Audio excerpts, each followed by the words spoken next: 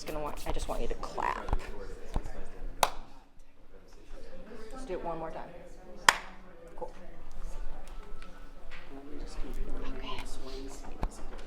Okay. Thank you, Rush. All right, let's see if it works.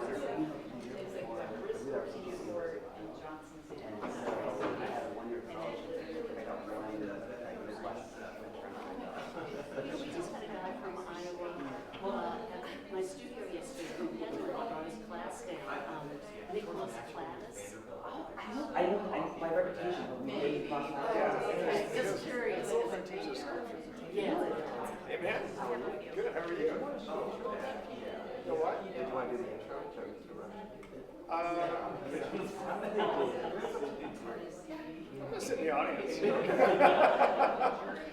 Well, I'd love to do that. No. Did you just connect to? No, I'm getting ready to leave. Oh, okay. Yeah.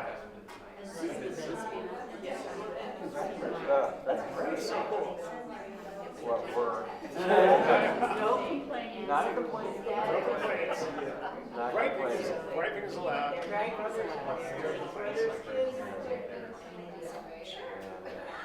I'm just going to go into the bar. Anything particular you'd like me to say? No. And then he knows us. What? That's an important part, he knows us. Okay, that's great. That's really going to elevate you. Yeah, right. You hear that whistling sound? It's your career going straight south. Yeah. Prince George's County, Maryland. PG. PG. Real. You want to sound local, call it PG. A livable community. Didn't they change all those? Yeah. I love that. Remember the first time you were putting up the signage? I'm like, what? That's a real slogan. All right, well, I'll go ahead and do the Okay. intro and then we get going. Hi, everybody. Good to see you. Thank you for coming out to see Rush's talk. Rush Baker's here to talk to about his practice and meet with the grad students. We really appreciate that. A little bit about Rush Baker 4. Yeah. That's the fourth, right? Originally from Washington, D.C., and now lives and works in Prince George County, Maryland. A Yale graduate, MFA Painting and Printmaking from 2012, and Cooper Union, BFA in 2009, so excellent education. Some awards: Prince George Arts and Humanities Council Community Grant, the Jack Stewart Memorial Prize for Excellence in Painting from Cooper Union, and Elizabeth Canfield Hicks Award for Outstanding Achievements in Drawing and Painting from Nature at Yale University in 2012. So a lot of great accolades. I'm sure we'll get a chance to see a lot of the work. But shows from Berlin to Dallas, Washington, D.C., of course, and New York. Great exhibitions resume. We're going to get to hear about that anyway. So I don't want to go on each show, but a lot of great work, a lot of great places that Rush has exhibited, and we look forward to hearing it. So thank you. Welcome, Rush. Thank you so much.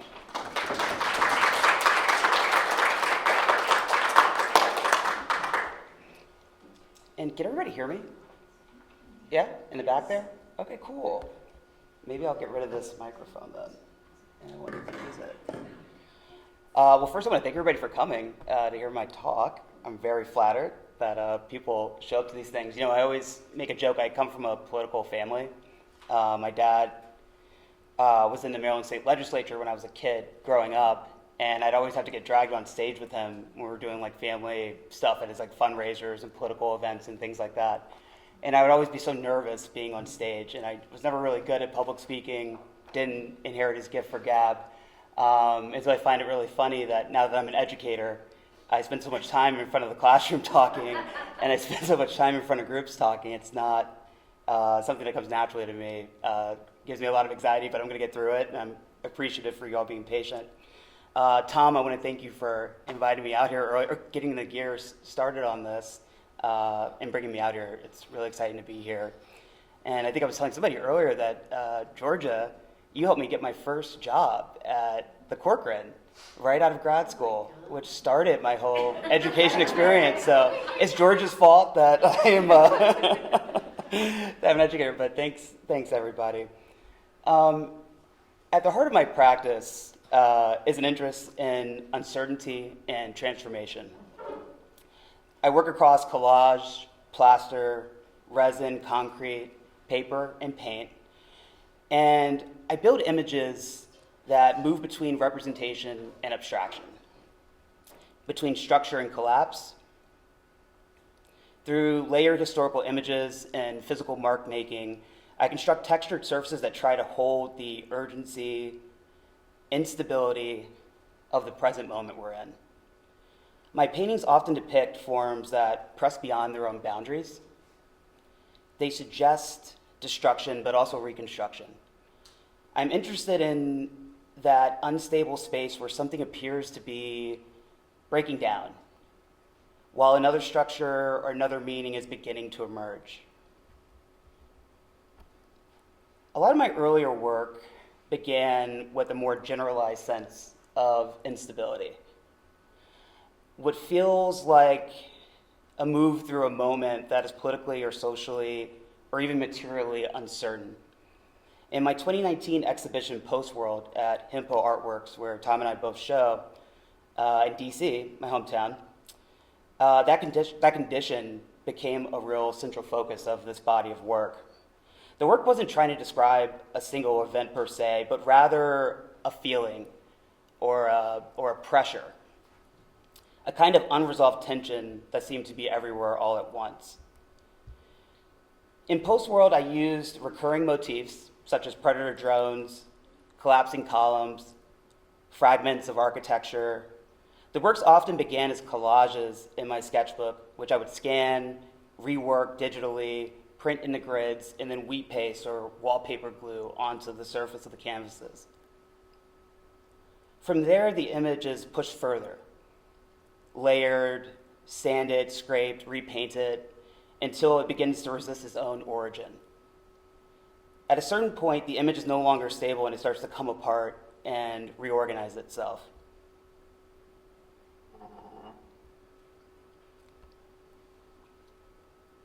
The title Post-World plays on the language of postmodernism, but also on a broader cultural condition. And so for me, the difference between mid-century modernism and postmodernism is the difference between a belief in stable futures and a recognition that maybe those futures are no longer guaranteed. So the work began to sit in that tension. Are we moving toward some promised future, or are we moving towards collapse? That question doesn't resolve for me, it lingers. And in that lingering, the uncertainty is where the work operates. There's a kind of pressure embedded in these paintings.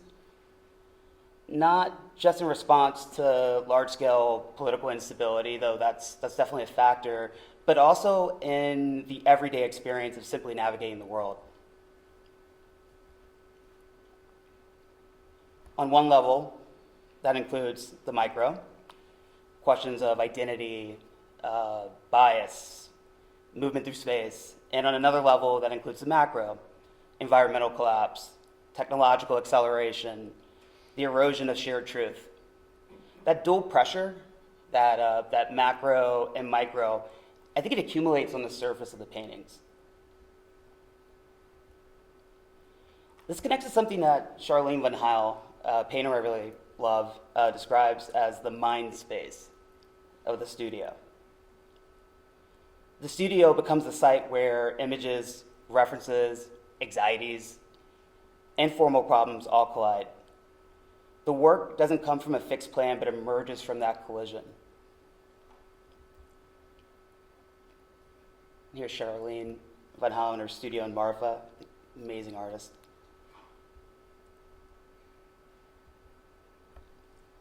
I'm drawn to images that feel like they've emerged from some kind of spontaneous combustion.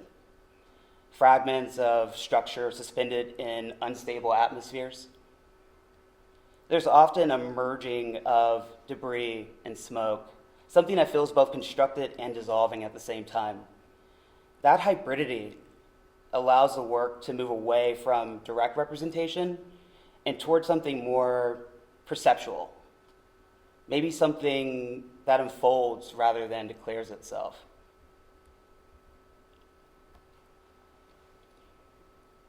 Now, at the same time, I've always worked in dialogue with other artists, or I'm always thinking about other artists. Jack Whitten here, in terms of the built surface and the way material can hold time and revision. Sam Gilliam, DC guy, amazing, particularly his use of the stain in his paintings and the expansion of painting beyond a fixed support. Alma Thomas, through repetition and a sensational use of color.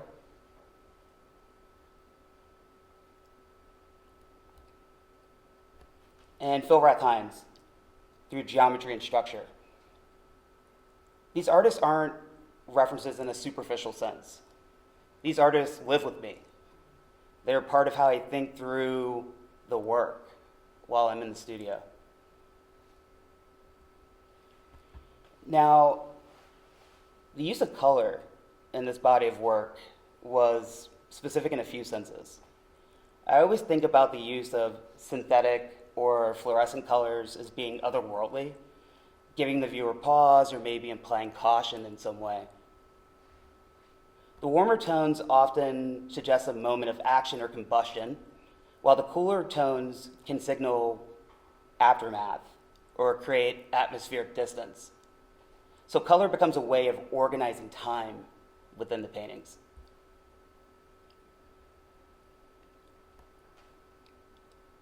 Even in a painting like this, which is titled Space Force, sorry, I got a little lazy with my titling here, you have to bear with me. In a Q&A, we can follow up. But I was looking at a lot of Cold War era speculative imagery, and I was less interested in the subject itself and more in how these images continue to circulate in the present. And I'm also thinking about the parallels to today and even our country's insistence on weaponizing space again. And you're seeing that play out right now in our geopolitics.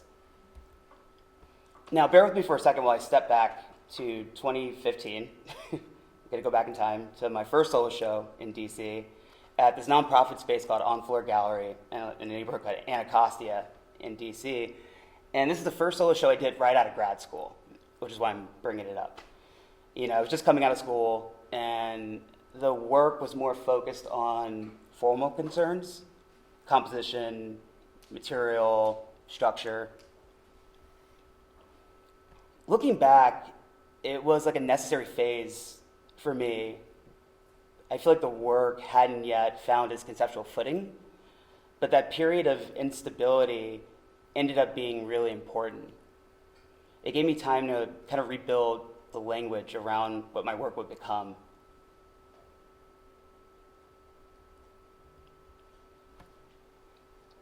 in between 2015 and 2019, the time between my first and second solo shows in DC, it allowed me to kind of revisit some older themes that I had been exploring in grad school and undergrad, material explorations, and focus mainly on group exhibitions while working through some of these issues that I was talking about. And so during this period, I participated in a number of group shows, and one of them was a Fast Moving Sky at the Third Line Gallery in Dubai, alongside the artists Andrew Light and Valerie Pereno.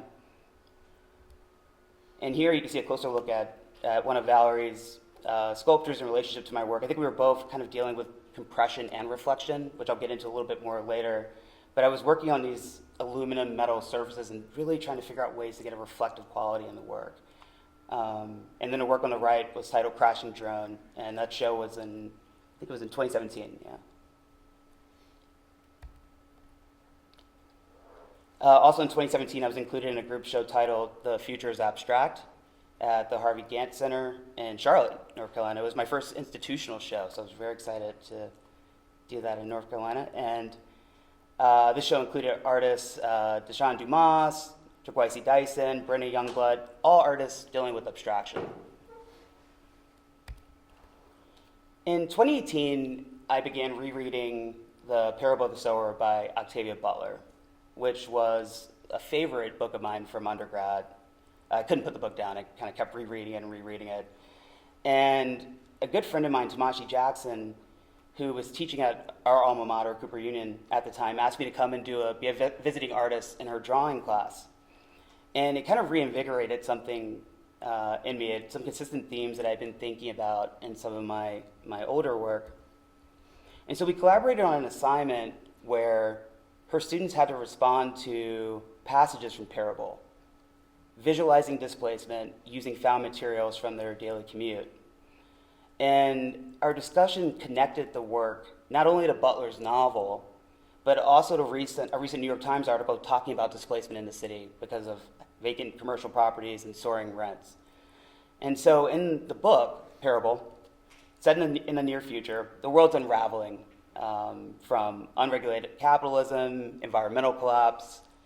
The protagonist has a hyper-empathy disease and really fears for humanity's future. And that's kind of like a brief synopsis. But Butler and her Afrofuturist novels, especially Parable, but also Bloodchild, Kindred, which deals with time jumping, which I'll talk a little bit more about, have been consistent influences in my practice, and I revisit them often in my work.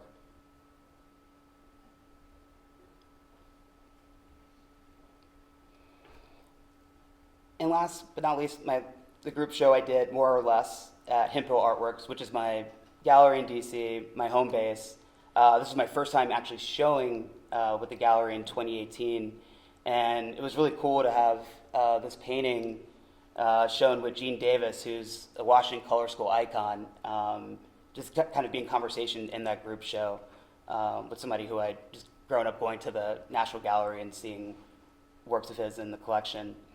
And in this work in particular, I began incorporating more recognizable structural elements, columns, trapezoidal building-like forms, collapsing and re-emerging within the composition of the painting. There's a little bit more specificity, I think, emerging in these works.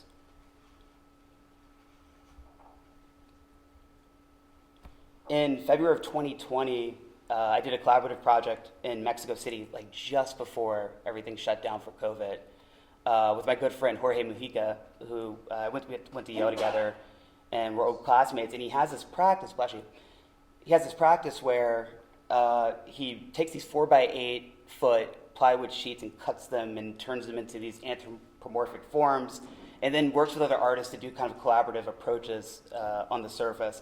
And so we were playing around a lot with kind of like the idea of flattening and three-dimensional space, and this idea of depth and illusion kind of collapsing on itself. So this was like a really fun project to do.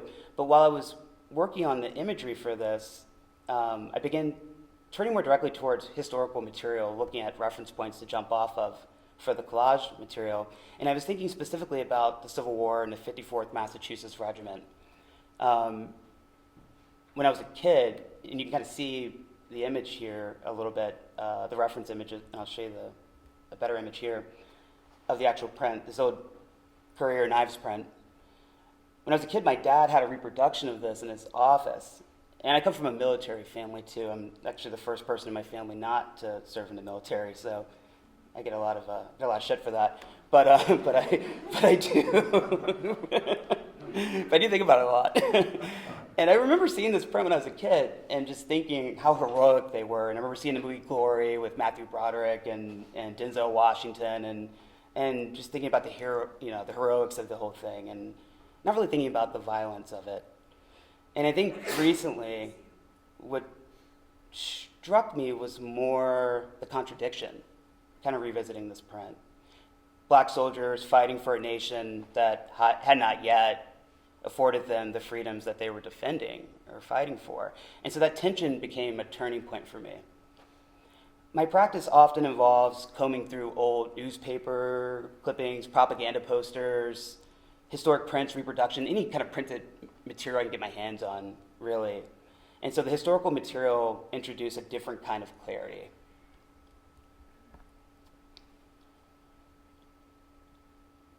It allowed the work to move from generalized instability, I think I'll put it that way, yeah, towards something more specific, while still maintaining the language of abstraction. It also reinforced the idea for me that, the past isn't necessarily the past, it continues to shape the present. It's cyclical. And so here's a small painting I made on rag paper, ink and watercolor, in response to the print. And in this one, I kind of rotated or pivoted the image to further destabilize the reference image. And that led to a larger painting on canvas that later turned into a series. And in the larger paintings, I started reintroducing some of the amped up colors and fluorescent colors that you were seeing in my earlier work, and started thinking about different ways of dealing with these reproduced images and material at scale. And so these get bigger and bigger. And I think it's worth mentioning that these were made around 2020, and it felt like a time to be maybe more explicit in that moment in terms of like the representational aspects of the work. It just felt like the right, I had to do it. It was a compulsion. And so that happened. And it led to my exhibition, American Sunset, at Hempo Artworks in 2022. And in this exhibition, I expand the work to include John Brown and the raid at Harper's Ferry, the moment that many historians believe sparked the American Civil War. And so I was thinking a lot about moments where pressure builds to a point of rupture.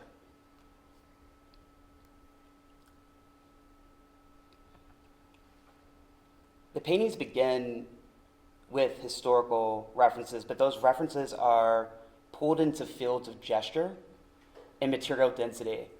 So the fragments remain, but they're so unstable, and the work isn't reconstructing history, but it's activating it.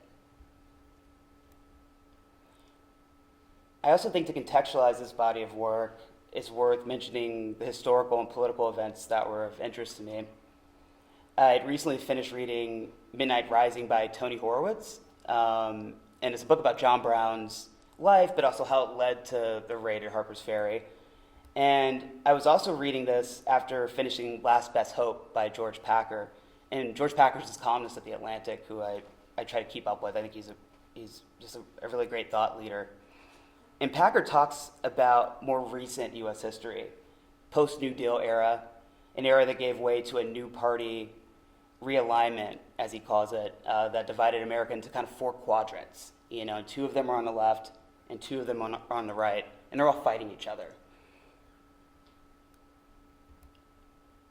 There were clear parallels to the world in which John Brown was navigating leading up to the Civil War, and a world, in John Brown's case, where violence was wrongly justified, and the fabric of society frayed, leading to ever-escalating civil unrest. And it was a time of drastic societal change and drastic rethinking of what this country could be. And it's those moments of drastic change that I think are of interest to me. And I was thinking a lot about this, and I was thinking a lot about the shifting that was happening, and I was thinking a lot about the accumulated pressure that leads to transformation. Not necessarily revolutions, per se, but more moments where the directions of events change in a measurable way. And so for me, formally, this is where abstraction becomes critical. I've always viewed abstraction as a way of slowing down the reading of a work. The underlying image becomes less legible through the layering, the sanding, and the repetition. The composition often carries a circular or swirling movement in these paintings, not just collapse, but reorganization. And often people will ask me if this movement is intentionally meant to convey a sense of things coming apart. And the answer is yes, and the answer is no. It's more of a reorganization of elements. The collage elements give the works a certain compositional structure. The initial layering of paint and plaster act as a disruption of that language, and then it's a matter of revealing what the painting actually wants to be. The gestures, especially in the larger works, mimic the movement of my physical range of motion, right? Scale is also really important, and I think the movement of a painter's body is a measurement that can be registered in a painting, and so you're kind of creating a one-to-one ratio between you and the viewer. And in that sense, you're presenting a mirror to the viewer. And I think really good paintings demand that the viewer mentally retrace the steps and attempt to deconstruct the process of how the painting was made. And I think de Kooning was really good at this.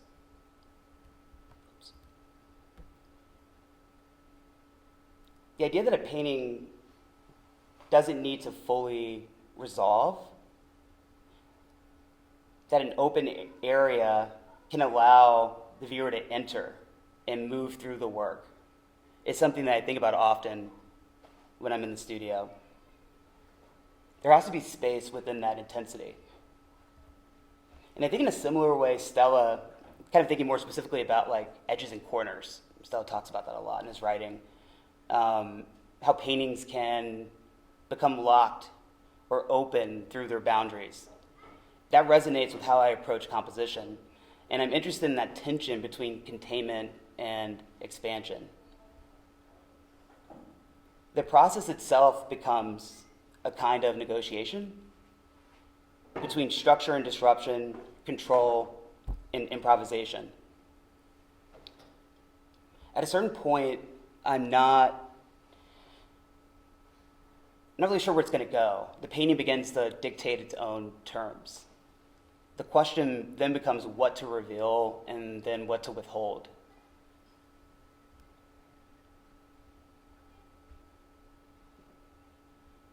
And here you can see some shots from my studio, which I'm hoping will give you a little sense of what the surfaces of the paintings look like. Because aside from like all the political concerns that I'm talking about, you know, the formal practice is rooted in the construction of the surface, right? It's the layering of materials to build a patina, tactility, and at times the illusion of depth. The paintings operate as spaces, often landscapes, where historical material and contemporary conditions overlap. And so I'm asking the viewer to enter that space without prescribing how it should be read. The meaning isn't fixed, it shifts depending on how the image is approached. And I think abstraction plays a huge role in that.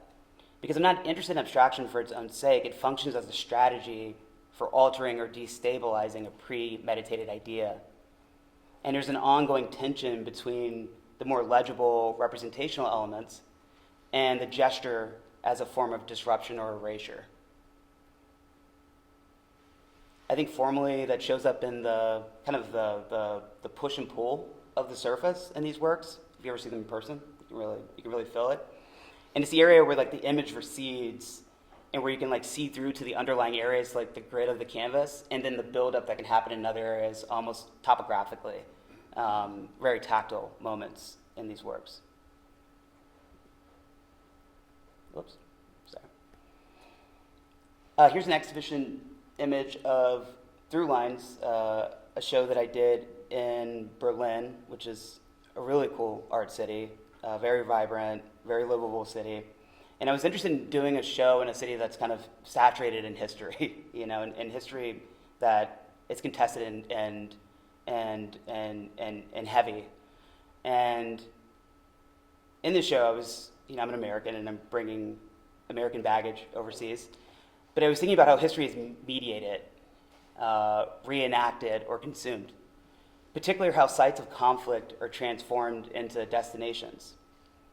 What interests me is not necessarily the event itself, but how it gets repackaged, how it's staged, revisited, or circulated over time. I'm less interested in representing history than in destabilizing how it's experienced, if that makes any sense. Like, the work begins with like a question of what happens when history becomes something we return to rather than something we move through. And so in these works, I'm still drawing from Civil War imagery, but I'm thinking more about reenactments in battlefield sites, turned tourist sites, sites of attraction. I'm thinking about proximity, both physical and psychological. I think reenactments create a very strange condition because they bring you close to the history, but they also keep you at a distance. And so you're witnessing something that's immersive, or at least pretending to be immersive, or feels immersive, but you're also very aware that it's all staged. And so there's a split between the experience and the reality. And I think that's where these works try to operate, inside that gap. On the left is an installation image, and you can see two paintings, and the zoom in on the right is titled NYT, which is an abbreviation of New York Times. And I think I was trying to be a little cheeky with this painting in relationship to this work, because I was thinking about how a headline might function as an image, or how an image might operate as a headline. It applies to just how easily it is the present and the current can collide. And I'm thinking a lot about how visual media is circulated, and how like the past isn't necessarily behind us, but it's continuously resurfacing and reframing through contemporary conditions in media. And so the image becomes kind of an overlap, where there are like different moments happening at once, and there's kind of like a time slippage there.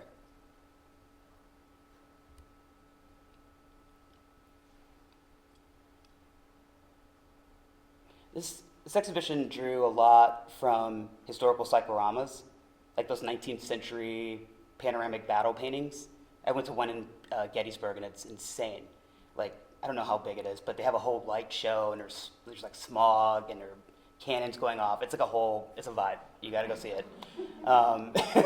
It's wild. I mean, and I felt very immersed in it. And so I was thinking about that and how highly controlled that environment is, and how they created the illusion of a total experience. And in this show, I wanted to kind of collapse that model into abstraction, or into the language of abstraction. And so I'm using bold, vivid colors that kind of play with the attraction and the entrapment, complicating the relationship between beauty and violence. Light becomes especially important here. I'm thinking I'm thinking a lot about like, how does light shape our perception of conflict? What does it reveal, and what does it obscure? Where reenactments position the viewer outside the event as a spectator, my paintings try to place the viewer inside of it, at the center of an unstable image. Materially, the work brings together digital collage, resin, plaster, concrete, all the things I was talking about earlier. The image is built, but also interrupted and pushed towards instability. And that interplay mirrors how history operates for me, how it's archived, aestheticized, contested.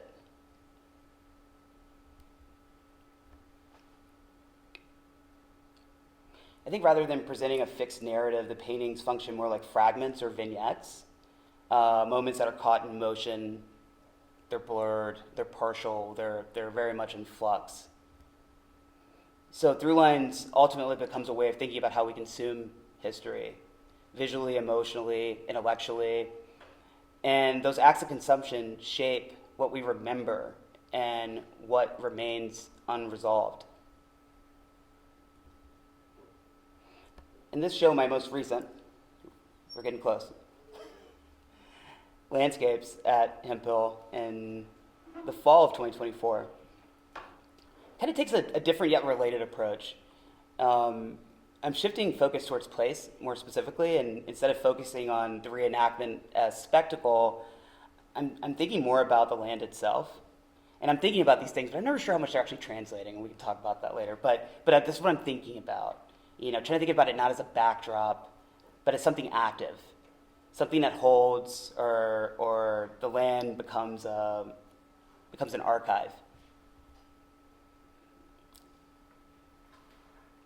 And when I say archive, I'm thinking about accumulation, layers of conflict, memory, labor, transformation embedded in a single site. Places like Charleston Harbor or Atlanta or Gettysburg, these are not neutral landscapes. The land isn't neutral. It carries something. They've been shaped by events that don't fully disappear. So the question becomes, how does that history remain present even when it's no longer visible, right?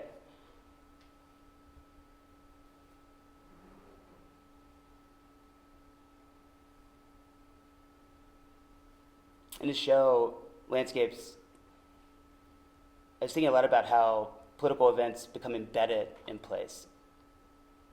And so still thinking about the Civil War photography, maps, and other printed materials, images where history and materiality are already intertwined. But these works layer those materials directly onto the surface of the painting, but the images are not fixed at all. They're all covered and disrupted in some way. And it continues that kind of push and pull that I was talking about earlier through the process. The surface begins to mirror the condition of the land itself, layered, eroded, partially legible. And there's always a tension, I think, in these works between clarity and erasure, between what can be seen and what resists being fully known. Some areas of the painting open up, and others build outward, and I think that there's this constant oscillation, shifting between the two modes of operation. And so, in that sense, it lingers in a way. It reshapes the way we think about the present. The painting can become a space where multiple timelines overlap without ever fully resolving.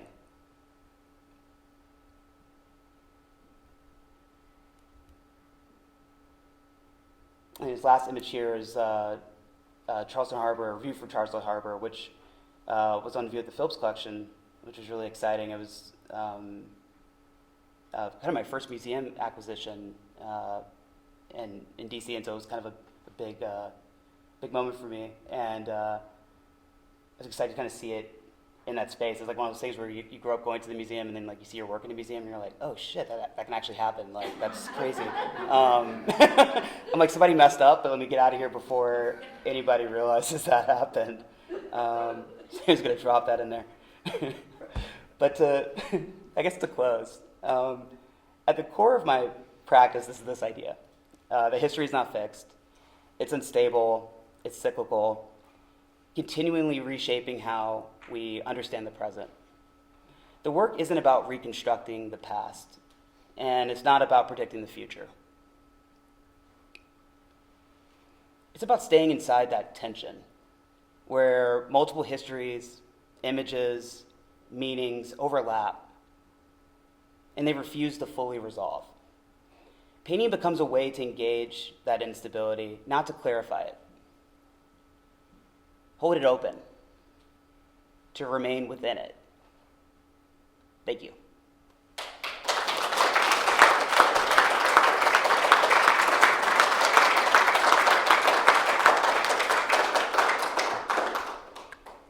All right. I don't know what happens now. I feel like I do this thing where I go on one of these rants and then I've already answered all the questions before people have a chance to ask them. But yeah. How do you determine the size of your pieces? Because you have a lot of small works and really Yeah.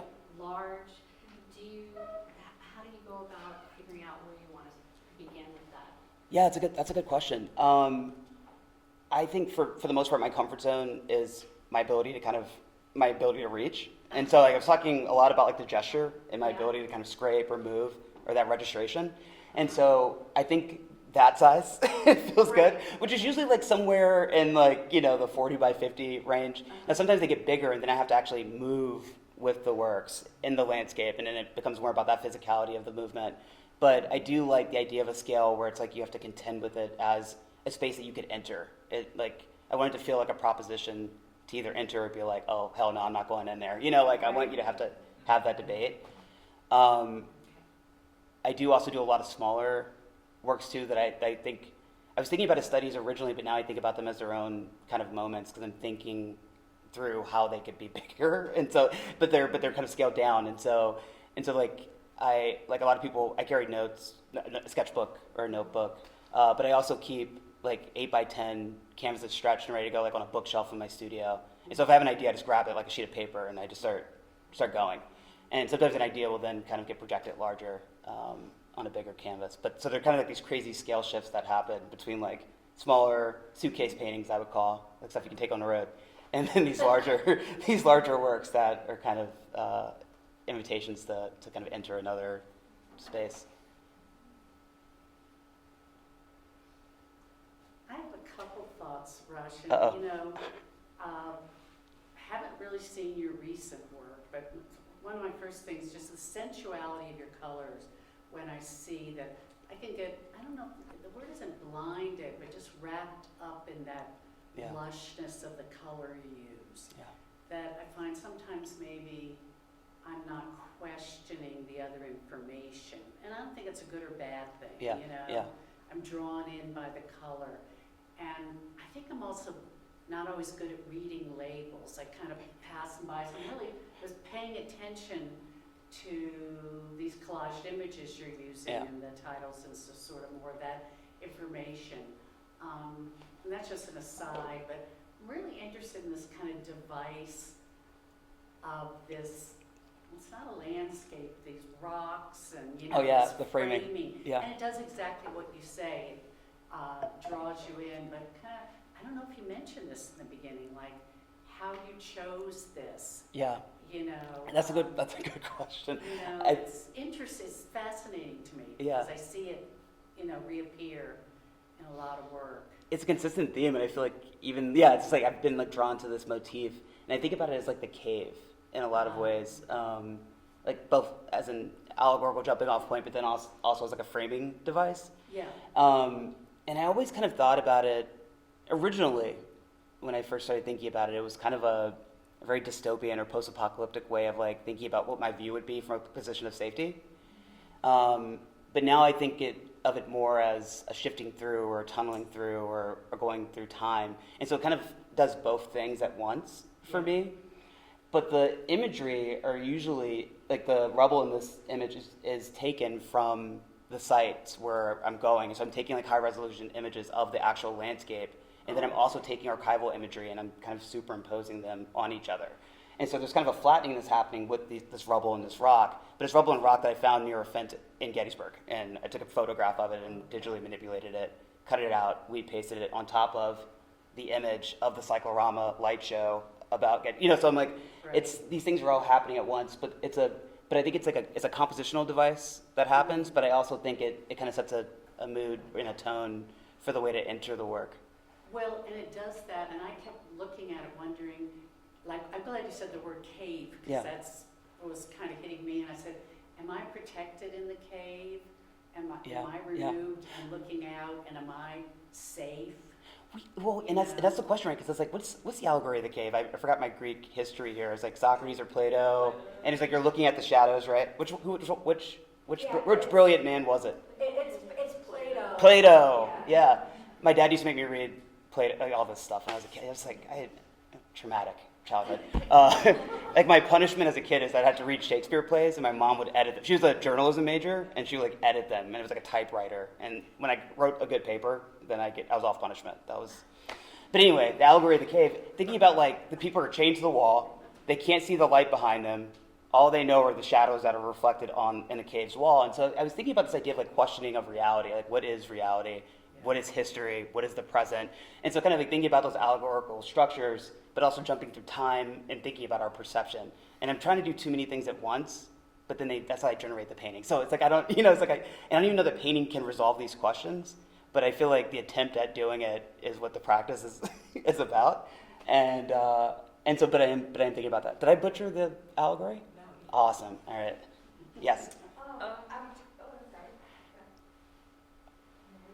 I'm really glad you all brought up shadows. I'm so impressed by the shadows in your work. I'm not an artist, and I have no idea what it's like to create all of this, but I fantasize about being an artist.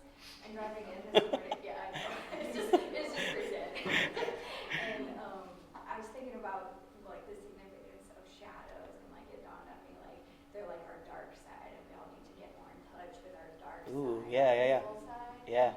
If you want to call it evil, but it's just our nature. You don't need to call it evil. It's part of us. But I was curious about your shadows because they're so great. Because sometimes they're created by parts of the image, and sometimes it feels like what you're going for is coming from outside the image. Yeah. I don't know how you do it, but it's beautiful. And that image of the leaf made me realize that shadow had been a part of your overall transformation. For sure. Yeah, it was like I'm always thinking about shadows symbolically, and I think it goes back to the allegory story, but I think it goes back to what you were saying too about there being maybe like some like sinister meaning or something. I was a scared kid, you know, and so I was always just being spooked by things, and so I think there's like also a little bit of that kind of like coming through as well.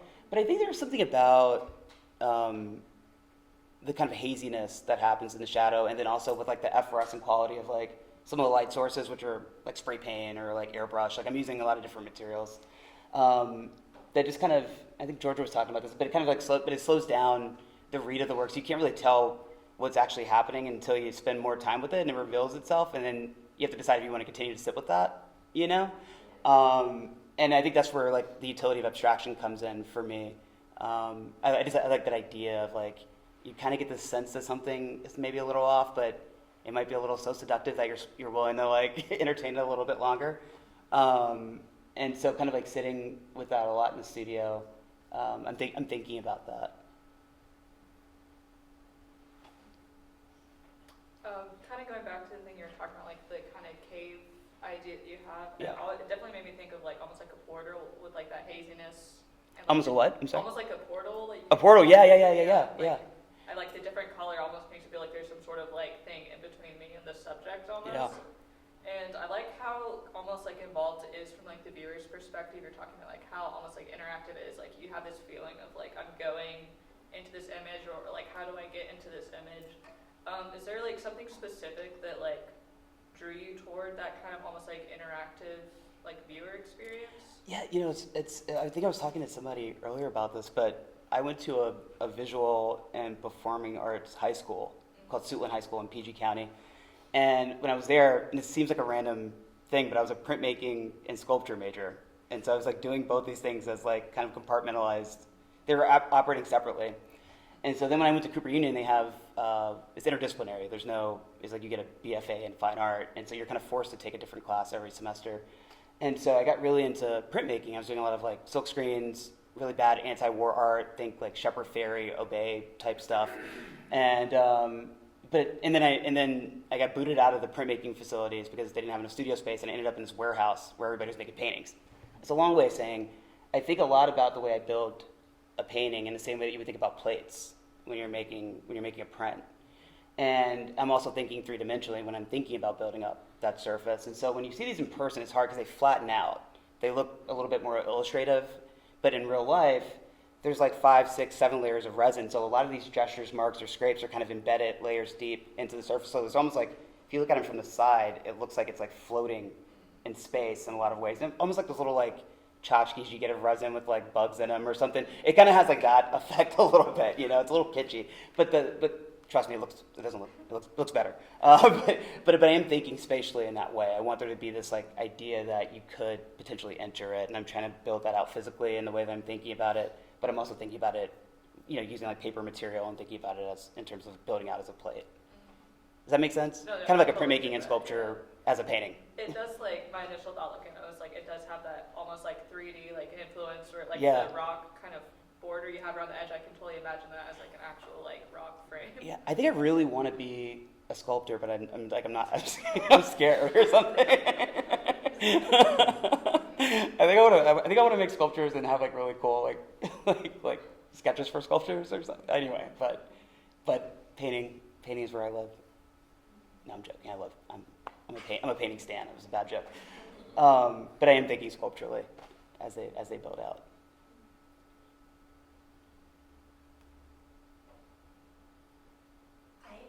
I really appreciate the metaphors with land and land holding the memories as well as everyone psyche's holding the memories, and just you going to these different land sites and focusing on the land there. Yeah, and yeah. The soil and the stones. I'm just curious that transition from just human to human and the space on the land holding. You mean like the way that like the viewer would perceive it, or the way I think about it, or I don't know, because What was your journey with that? that's a good point. I mean, I think like growing up, you know, I was born in D.C., you know, so it's like a historically rich place. You know, grew up on the Maryland side of the border. You know, I always give Virginians a hard time because like they seceded from the Union, so like whatever, right? Bye. And like we never got their part of D.C. back either. Like Alexandria is like its own thing, which is BS, right? So like, you know, Prince George's County is basically D.C. But I say to say, like, you know, I grew up in a place that, I grew up on a former plantation. You know, like my town, Cheverly, was a former plantation. I bought a house in Riverdale Park, which was a former plantation. Like these places have weight in history. My house is very cute. It's very nice, but it was like people labored there. It was a forced labor camp, but we don't talk about that. And they just built a town over it. And so, like, I think there's like a weightiness to the place where I grew up that I never even thought about. And the more I thought about it, the more it didn't sit with me without acknowledging it. And so, you know, it was something that like became like, I talked about compulsion earlier. It was like I couldn't help but have these things come into the work. I couldn't help but drive to Harper's Ferry and see what John Brown went through to try to raid this armory, which was a crazy idea. Like I couldn't help but investigate these things. And so, you know, any space that I'm in, I'm gonna do that level of investigation. Like I was teaching at the University of Iowa for a year. I got this thing called the Grant Wood Fellowship, and I was in Iowa City.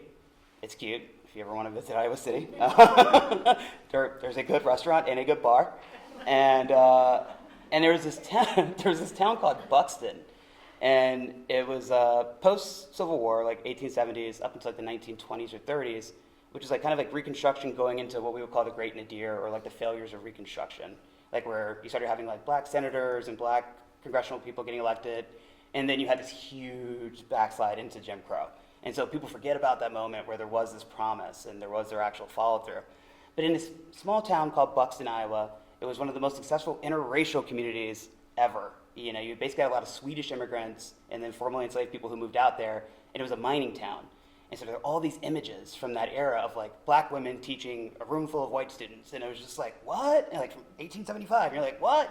And then the mine dried up, and the white people moved away, and then the black people moved away, and it just kind of withered to dust. And so I feel like I need to go and make a pilgrimage to the site. And I made a whole body of work at that was displayed at the University of Iowa around this work. And so it's like, it's not so much about like the Civil War per se, but it's more about like those moments where something important happened that maybe like got swept under, or maybe something important happened that was told in the wrong way, but I need to go and like bear witness to that space and then figure out a way to like deal with that in my studio or unpack it in my studio. And so I often find myself doing that no matter what space I'm in. I just recently moved to Chicago, where I'm currently teaching at the Art Institute of Chicago, in their new hire in the painting department, and I'm trying to figure out how to navigate that in urban environments. That's something I'm contending with now, and it's getting really weird in the studio. I'll just leave it at that. But to be continued. But wherever I'm at, I'm gonna dive into that space and the history of that space, and and it's going to come into the work. Yeah. All right. Well, I guess thank you, everybody. Yeah.